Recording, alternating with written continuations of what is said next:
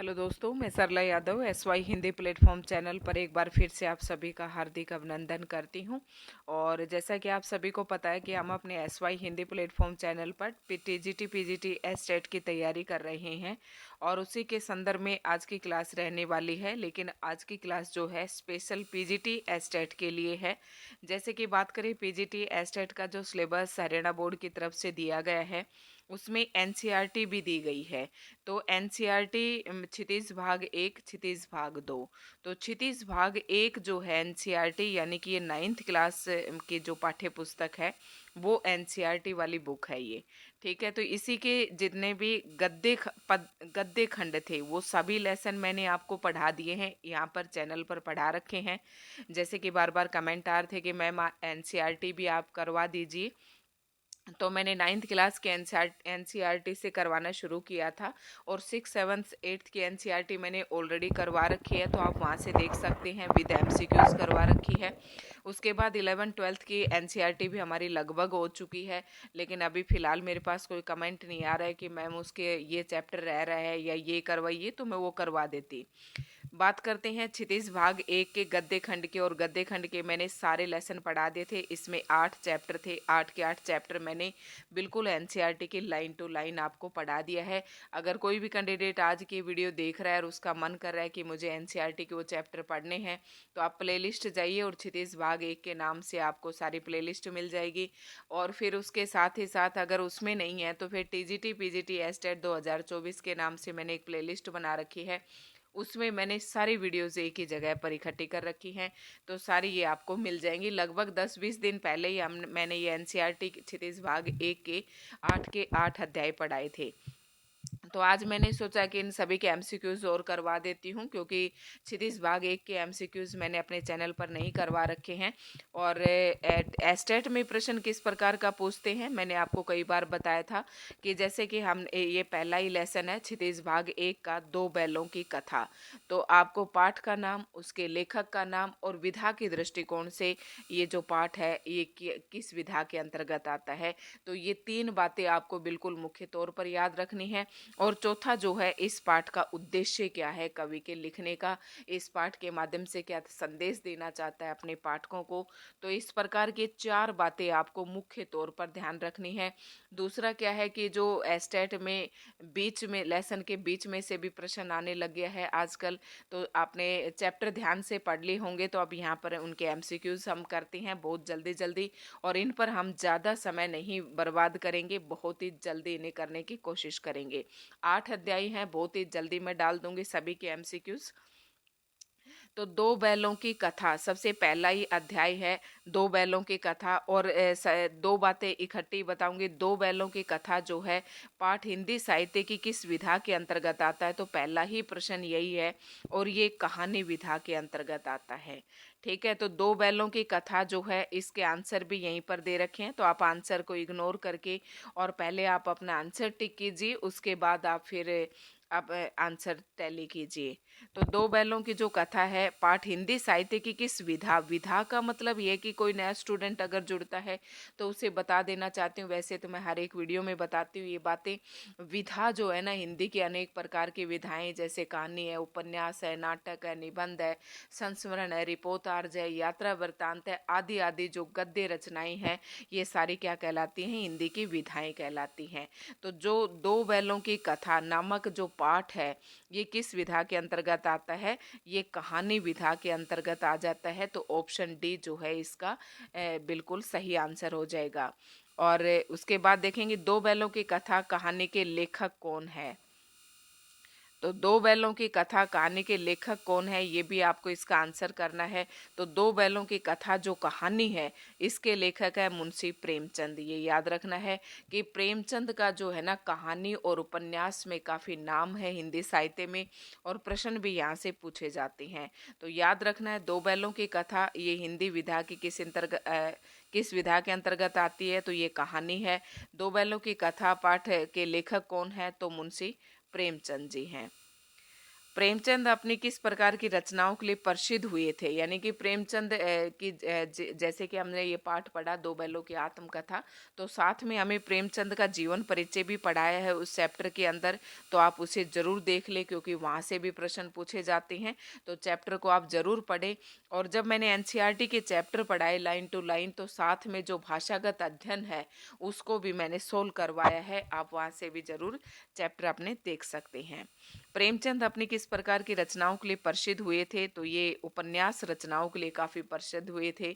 मैंने बताया था इनके काफ़ी उपन्यास है, निर्मला है, गबन है, प्रतिज्ञा है, सेवाश्रम, रंगभूमि, कर्मभूमि, सेवा सदन, ये सारे क्या हैं इनके उपन्यास है। और फिलहाल अगर आप उपन्यास पढ़ना चाहते हैं तो मैंने उपन्यास का टॉपिक ही अपने चैनल पर शुरू कर रखा है।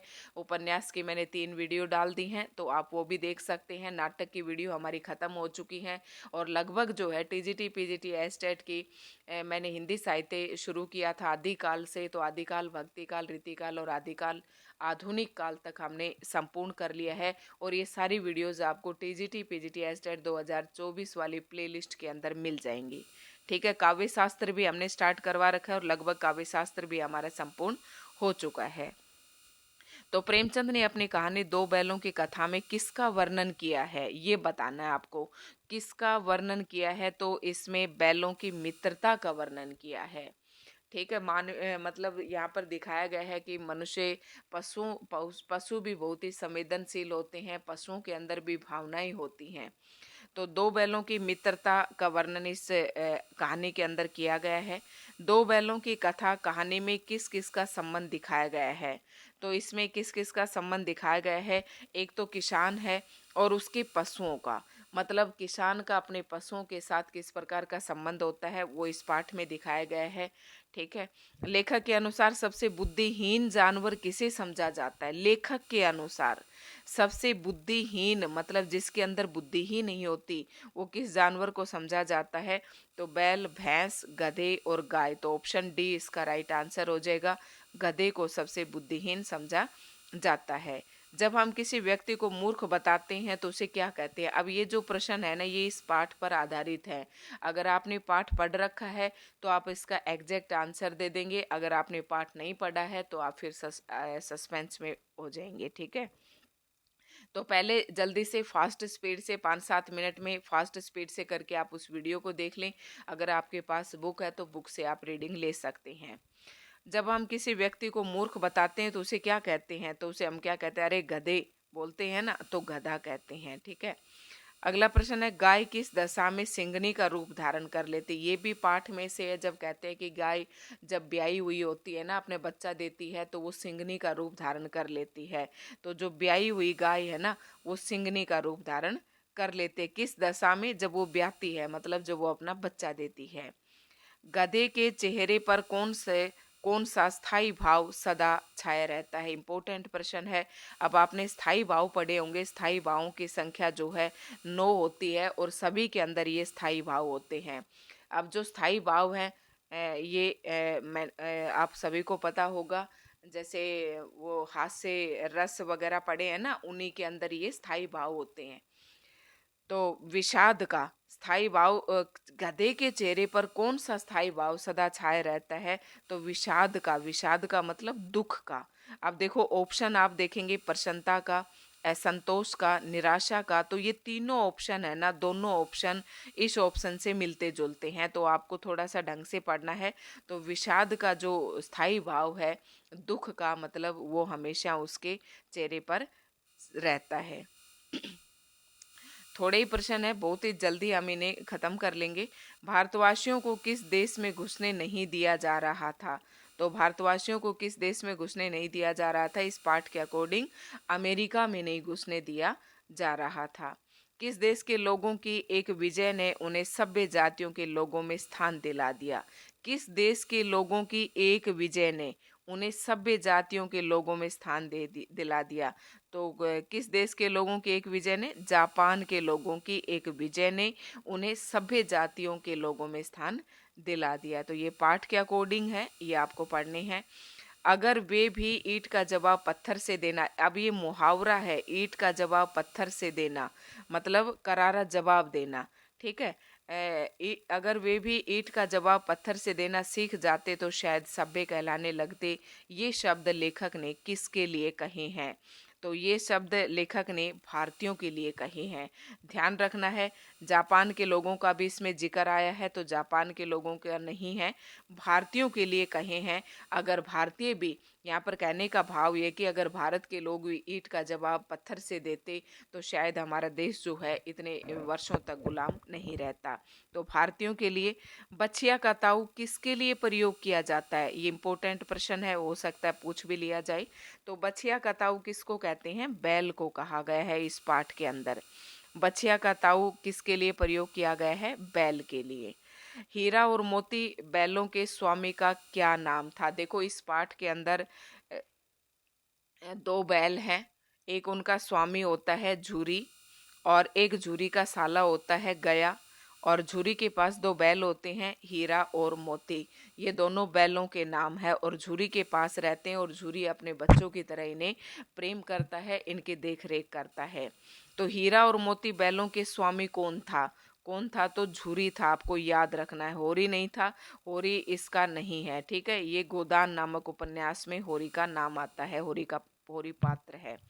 तो झूरी के पास दो बैल थे, हीरा और मोती। तो बैलों के नाम भी आपको याद रखने हैं। उसके बाद झूरी के दोनों बैल किस जाति के थे? ये प्रश्न भी बहुत ही पूछा जाता है। तो ये पछाई जाति के थे। साथ ही ये पाठ जो मैं पढ़ा रही हूँ, वीडियो इम्पोर्टेंट है। जो 9th क्लास के स्टूडेंट हैं उनके लिए भी काफ़ी इम्पोर्टेंट है। झूरी के दोनों बैल किस जाति के थे? तो ये पछाई जाति के थे। झूरी के साले का क्या नाम था? अभी मैंने बताया था, झूरी का साला जो था वो गया था, और गया ही इन बैलों को दोनों को लेकर जाता है। और गया जो है इन बैलों से तंग हो जाता है, रास्ते में ये बैल इन्हें तंग कर देते हैं, गया के पास नहीं जाना चाहते हैं, और गया इन्हें खाने के लिए भी ढंग से नहीं देता है, और वहाँ से वो अपना खुट्टा बेल सब तुड़वा के और भाग लेते हैं। ठीक है, ये इसमें दिखाया गया है। दोनों बैल कौन सी भाषा में एक दूसरे के भावों को समझ लेते थे? तो मूक भाषा में। आंसर होगा मूक भाषा में। अब देखो ऑप्शन जो यहाँ पर है, मूक भाषा, सांकेतिक भाषा या रंभाकर, तो आप बहुत ज़्यादा कंफ्यूज हो जाएंगे अगर पेपर में पूछ लिया जाता है तो, क्योंकि आपने ना ये चैप्टर अगर नहीं पढ़ा है तो। मूक भाषा होता है, मूक मतलब मौन, मौन की भाषा भी समझ लेते थे वो। और मूक का जो विपरीत होता है वो वाचाल होता है। वाचाल होता है बहुत ज़्यादा बोलने वाला, और मूक होता है मौन। ठीक है। झूरी ने प्रातः ही नाद पर खड़े बैलों को देखकर क्या किया? तो क्या किया मतलब, झूरी के जो बैल थे हीरा और मोती, दोनों को गया ले जाता है, उसका साला ले जाता है, लेकिन वो वहां से तुड़ाकर भाग आते हैं और वापस अपने ठाण पर आकर खड़े हो जाते हैं। तो जब प्रातः काल झूरी नाद पर, आप जिसे हम लाश बोलते हैं ना, जिसमें खाना खाते हैं, तो नाद पर जब खड़े देखते हैं तो वह उन्हें क्या कर लेता है? गले से लगा लिया। इसका भी ऑप्शन सही हो जाएगा। और कैसे नमक हराम बैल हैं कि एक दिन वहाँ काम ने किया, ये शब्द किसने कहे? तो ये क्या कहते हैं, अब झूरी की जो पत्नी होती है, झूरी की पत्नी का भाई गया, वही उन बैलों को लेकर गया था। तो उसके भाई से के घर से दूसरे दिन भाग आते हैं।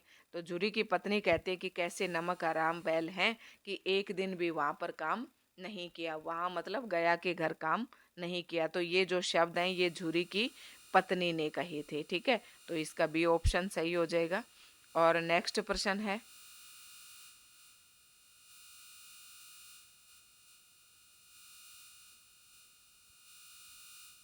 कहाँ तक हमने कर लिए थे? 19, और 19 के बाद है हमारा प्रश्न नंबर 20।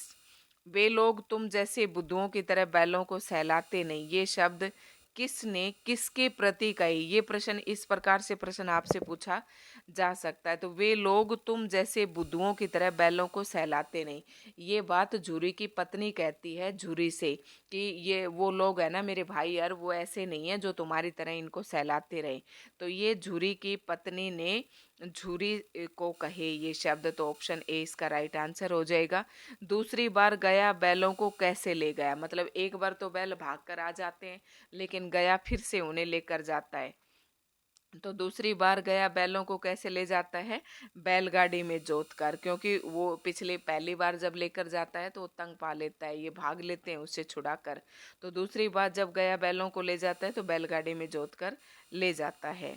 गया की लड़की को बैलों से सहानुभूति क्यों थी, मतलब गया के घर में एक लड़की भी थी, तो उसे बैलों से सहानुभूति क्यों थी, क्योंकि उसकी माँ मर चुकी थी, उसे दोनों बैल सुंदर लगते थे, सौतेली माँ मारती थी, वह किसी को भूखा नहीं देख सकती थी। तो ये गया के घर में जो लड़की थी ना, उसकी माँ मर चुकी थी।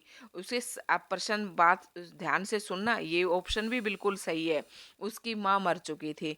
लेकिन प्रश्न पूछा है गया की लड़की को बैलों से सहानुभूति क्यों थी, क्योंकि उस लड़की के साथ घर में ना उसकी सौतेली माँ थी और सौतेली माँ उसे मारती थी। तो इसलिए उसे बैलों के प्रति सहानुभूति थी, क्योंकि गया भी बैलों को मारता था। ठीक है, उसकी सौतेली माँ जैसा व्यवहार गया जो है ना बैलों के साथ कर रहा था, तो उसने सोचा कि जैसा मेरे साथ हो रहा है ऐसा ही बैलों के साथ हो रहा है। तो ये ऑप्शन बी जो है इसका सही आंसर होगा। गया के घर में दूसरी बार बैलों की रस्सियाँ किसने खोली थी, तो किसने खोली थी, गया की बेटी ने खोली थी। और हीरा ने मोती को गया की पत्नी पर सींग चलाने से मना क्यों कर दिया था, हीरा ने मोती को गया की पत्नी पर सींग चलाने से मना क्यों कर दिया था। वह बीमार थी, वह स्त्री जाति थी, वह दयालु थी, वह बूढ़ी थी। तो देखो कितनी अच्छी बात है, क्योंकि वह स्त्री जाति थी। अब इस समाज में ना पशुओं को भी देखो इतनी परख है कि उन्हें पता है कि स्त्री जाति पर अपना जो है हमला नहीं करते हैं। तो स्त्री जाति की थी इसलिए मना कर दिया। गिरे हुए बैरी पर सींग न चलाना चाहिए, ये शब्द किसने कहे थे, तो ये शब्द हीरा ने कहे थे। मतलब हीरा ने मोती से कहे कि गिरे हुए बैरी, बैरी का मतलब दुश्मन, पर सींग नहीं चलाने चाहिए। तो ये बात किसने कही, हीरा ने कही थी। खेत के मालिक ने दोनों बैलों को कहाँ बंद कर दिया था, तो खेत के मालिक ने दोनों बैलों को कहाँ बंद कर दिया था, कांजी होस में बंद कर दिया था। कांजी होस में वहाँ पर और भी पशु थे, तो वहाँ पर खेत के मालिक ने दोनों बैलों को बंद कर दिया था। खेत में घुस गए थे ये, मटर के खेत में। ठीक है, दीवार को तोड़ना से बैलों की कौन सी भावना का बोध होता है, तो यहाँ विद्रोह की भावना का बोध होता है। विद्रोह का मतलब उसके प्रति आवाज उठाना, कि दीवार को तोड़ना मतलब बैल जो है ना धीरे धीरे उस दीवार को तोड़ते हैं कि हम इधर से बाहर निकलेंगे। तो ये उनकी विद्रोह की भावना का बोध कराती है। मोती द्वारा दीवार गिरा देने पर भी कौन सा जानवर नहीं भागा, अब कौन सा नहीं भागा, तो गधा नहीं भागा था। ठीक है, ये ऑप्शन हो जाएगा डी। कौन बैलों को कांजी होश में कितने दिन, दोनों बैलों को कांजी होश में कितने दिन रहना पड़ा था, तो दोनों बैलों को जो है कांजी होश में 1 सप्ताह तक रहना पड़ा था, और काफ़ी दोनों वहाँ पर कमज़ोर हो गए थे। तो ये इसके क्वेश्चन थे, बस इतने ही क्वेश्चन है। और उम्मीद करती हूँ कि छोटी सी वीडियो थी और जल्दी से आप इसे 5-7 मिनट में कर लेंगे।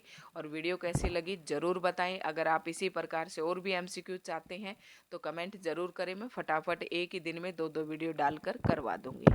धन्यवाद।